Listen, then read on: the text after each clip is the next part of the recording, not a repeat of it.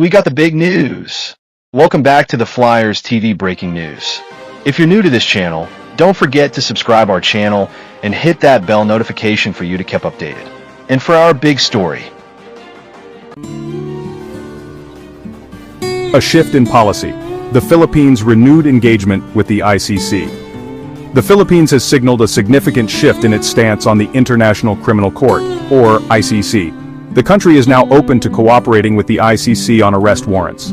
This includes the potential arrest of high-profile figures like Russian President Vladimir Putin. This new stance marks a departure from the Philippines' previous withdrawal from the ICC in 2019. This policy shift has sparked debate and speculation. Some view it as a return to the global stage as a champion of international justice. Others question its motives and potential consequences. The Philippines Justice Secretary, 𝙁Crispin Remulla, has emphasized the country's moral obligation to cooperate with the ICC. This essay will delve into the historical context of the Philippines' relationship with the ICC. It will examine the legal and moral implications of this new stance, particularly regarding the potential arrest of Putin. The essay will also analyze the potential impact on the Philippines' international relations. The Philippines' decision to cooperate with the ICC represents a pivotal moment in its history.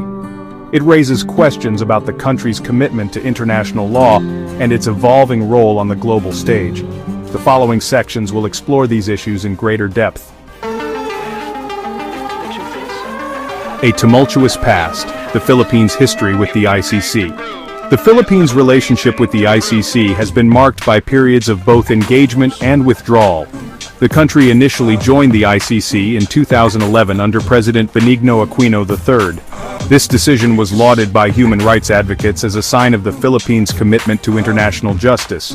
However, the relationship soured during the presidency of Rodrigo Duterte.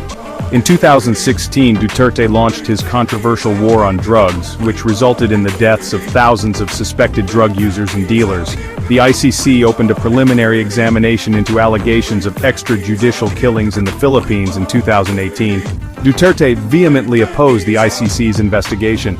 He argued that it infringed on Philippine sovereignty and was biased against his government. In 2019, the Philippines formally withdrew from the ICC. This withdrawal was seen as a major setback for the court's legitimacy and its ability to hold powerful leaders accountable. The Philippines' decision to withdraw from the ICC was met with widespread condemnation from human rights groups and international organizations. They argued that it would create a climate of impunity and embolden perpetrators of human rights abuses. The withdrawal also raised concerns about the future of international justice and the effectiveness of the ICC in holding states accountable for their actions. Duterte's war on drugs, a catalyst for withdrawal. Duterte's war on drugs was central to the Philippines' withdrawal from the ICC. The ICC's investigation into the killings associated with the drug war was seen as a direct challenge to Duterte's authority. Duterte argued that the drug trade posed an existential threat to the Philippines. He claimed that his government's actions were necessary to restore order and protect the country from the scourge of drugs. However, critics argued that the drug war was a pretext for extrajudicial killings and human rights abuses. The ICC's investigation focused on allegations that Philippine security forces had systematically targeted suspected drug users and dealers without due process. The court's prosecutor argued that there was a reasonable basis to believe that crimes against humanity had been committed in the Philippines. Duterte's decision to withdraw from the ICC was a calculated move to shield himself and his administration from international scrutiny. He argued that the ICC was a tool of Western imperialism and that the Philippines would not be subject to its jurisdiction.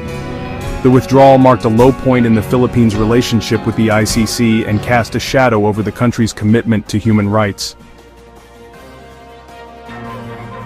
Remulla's declaration upholding moral and legal obligations. The recent statements by Justice Secretary 𝙁Crispin Remulla signal a potential turning point. Remulla has stated that the Philippines has a moral obligation to cooperate with the ICC. This suggests a shift in the government's thinking about its international commitments. Romula's stance represents a departure from the previous administration's rhetoric. Duterte had vowed to never cooperate with the ICC, accusing it of being biased against the Philippines. Romula's statements suggest a more nuanced approach, acknowledging the importance of international law and accountability. It remains to be seen how Romula's words will translate into action. The Philippines is not legally obligated to cooperate with the ICC after its withdrawal.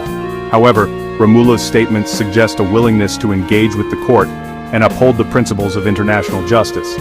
Romula's statements have been met with cautious optimism by human rights groups. They see it as a positive step towards accountability for the alleged crimes committed during the drug war. However, they also stress the need for concrete action from the Philippine government to demonstrate its commitment to justice.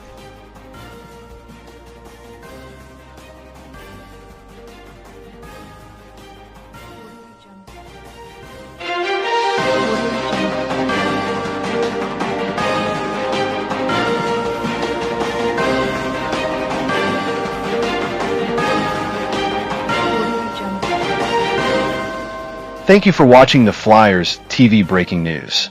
Don't forget to subscribe our channel and hit that bell notification for you to keep updated of the big breaking stories that we need to know. Keep safe, everyone, and God bless us all.